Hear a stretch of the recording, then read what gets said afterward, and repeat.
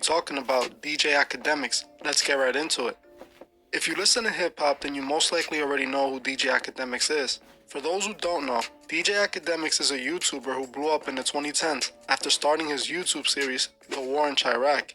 The War in Chirac series consisted of Academics talking about the latest street problems in Chicago's drill music. Academics would turn serious situations into comedy for his subscribers to enjoy. He would continue his YouTube career by becoming a one-man hip-hop news platform. Day by day, DJ Academics would cover all the drama that went on in hip-hop, and his fans loved it. This would continue to rise his subscriber count, making him more and more relevant with each video. His career would reach a mainstream level when Complex hired him to be on the new debate show, Everyday Struggle. The show consisted of Joe Budden, Nadeska, and DJ Academics debating about the latest hip-hop news. At this point, Academics went from a faceless YouTuber to an on-camera personality who was now actually meeting the people he was talking about. This is the moment everything started to change with DJ Academics. I believe at this point in Academics' career, he chose to sell his soul and align himself with the Masonic Order. The reason I have come to this conclusion is no other than DJ Academics himself. His actions and decisions all seem to point to Academics being connected to the puppet masters in the music industry. The first thing we need to talk about is DJ Academics openly admitting on many occasions that he sold out. I first became suspicious of Academics long ago when he first started with Complex. In my opinion, DJ Academics looked out of place, and to me, it clearly appeared that the industry wanted to control him. The first red flag to me was DJ Academics' Instagram page, as he kept his account at 666 posts for a long period of time after joining Complex. Every time DJ Academics would make a new Instagram post, he would delete an older post to make sure the number stayed at 666 posts. This instantly told me that DJ Academics took the oath, and this is why he was rising in the music industry so quickly. Joe Budden even brought it up on an episode of Everyday Struggle, and to me, this was done intentionally for the world to know that DJ Academics has sold out. Joe Budden jokingly questioned Academics on whether he was a Satanist or not, and DJ Academics does his best to sidestep the question, putting the blame on his team. To my attention that you are deleting posts from your Instagram to keep your number at 666. Okay, now, that's true. I noticed this a few days ago, but I didn't pay any mind.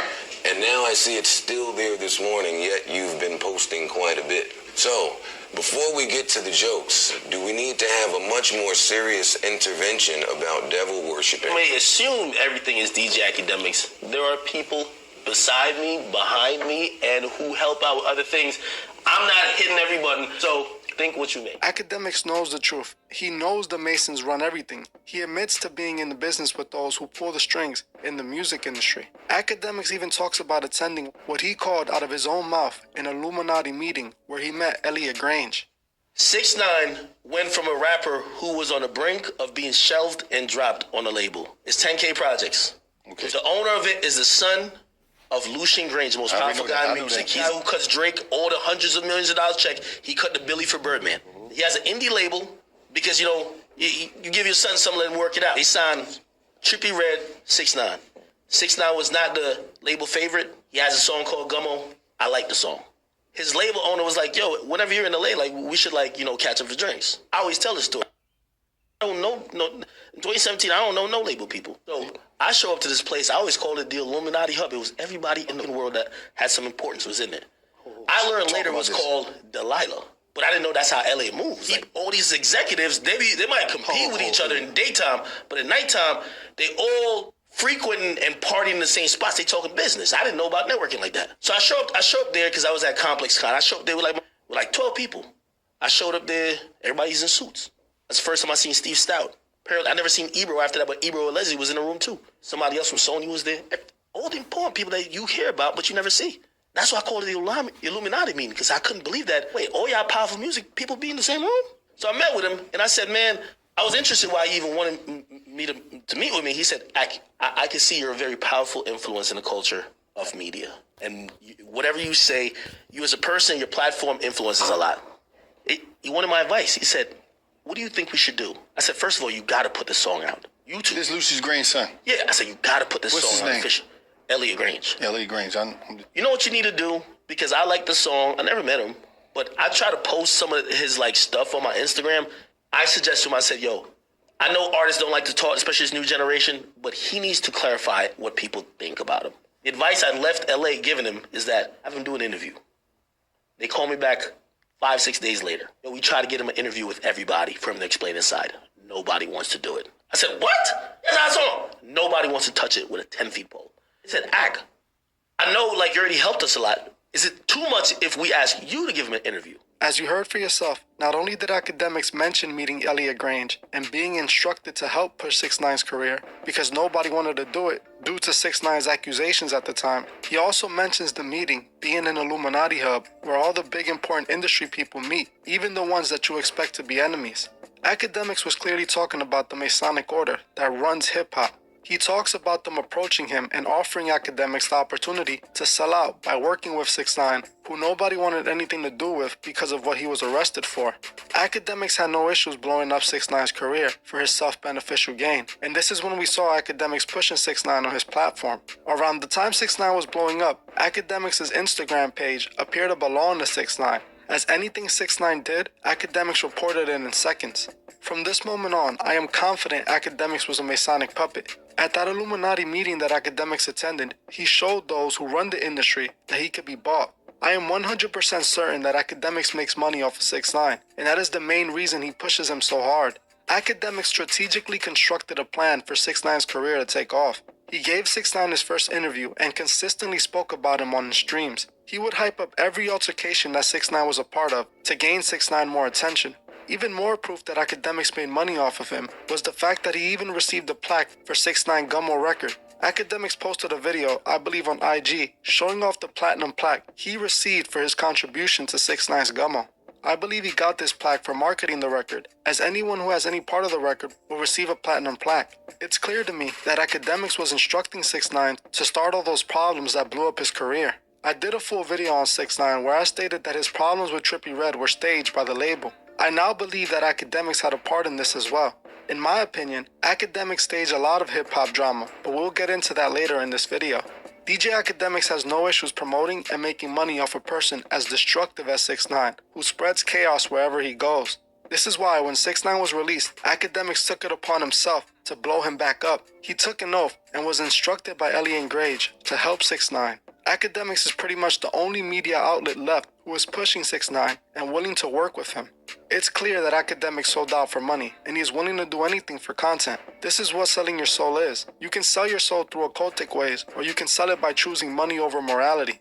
And we can see Academics' love of money slowly destroy him. When Academics first started on Everyday Struggle, he was humble and told people that he was broke, even though he was making more money than most rappers at the time.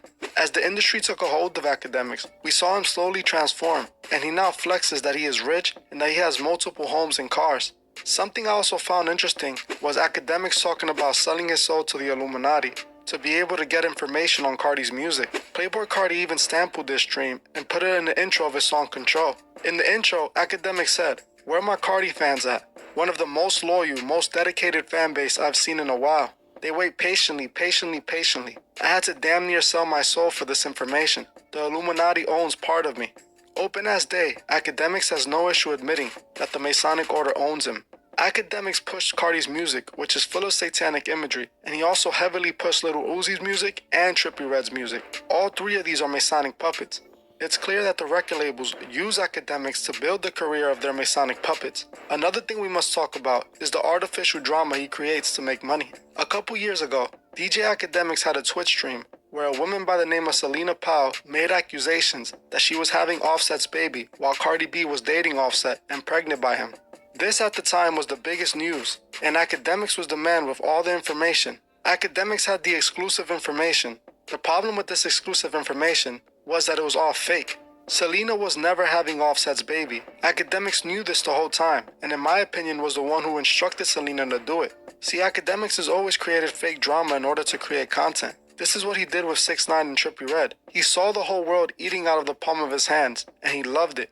It later came out that Academics was even sort of dating Selena.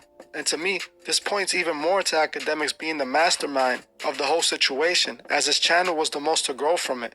I also want to talk about this recent situation with Hassan Campbell, 6ix9ine, and Wack 100. If you watched my last podcast, I spoke about an alleged secret videotape that existed of Nipsey doing some very questionable things with his baby mother and one of his male friends. Allegedly, Hassan Campbell claims that Wack 100 has this tape, and Hassan has a phone conversation between Wack 100 and Big U, where Wack seems to admit that he is squeezing money out of Lauren London so that the tape doesn't get leaked. I find this interesting that all this happens with Wack 100 and Hassan Campbell after they attended DJ Academics' podcast show. To me, it appears that Wack 100 and Academics were most likely working towards bringing down Hassan Campbell. They didn't realize that Hassan was onto them and recorded Wack 100 talking about this. Academics even admits to knowing about the tape before the phone call was even leaked. He admits this himself in a recent live stream where he is speaking to Hassan Campbell. In the conversation with Hassan, he tells Hassan that Wack 100 told him about the tape, but Wack 100 claimed that he was actually protecting Nipsey Hussle by not allowing the tape to be leaked. I'm gonna be honest, and this is me being 100% honest. I've been on the phone call with Wack. Wack told me the same thing about Nipsey. Now, again, obviously I didn't record it, but what he told me is that, hey, listen, there's some footage that exists of some very interesting stuff happening with Nipsey, right? And he said, yo, people think I hate him, but I'm protecting that from coming out. As you heard for yourself, Academics knew of the tape before this whole situation happened. To me, this makes the possibility of the tapes existing much more possible. Again, Academics is somehow attached to the drama, which to me is not a good sign. I wouldn't be surprised if there's a lot more to this story, and if Wack 100 and Academics and 6ix9ine were always expecting this to happen. In my opinion, Academics saw this all long ago, becoming a tool for the Masonic Order to build their idols. He made money and started his career by speaking on the real-life destruction that took place in Chicago. Just like the labels, Academics profited off the destruction of the youth. In my opinion, this is why it wasn't an issue for Academics to give the industry his soul. Well, that's it for this video. Thank you all for watching, and I'll see you guys in the next one.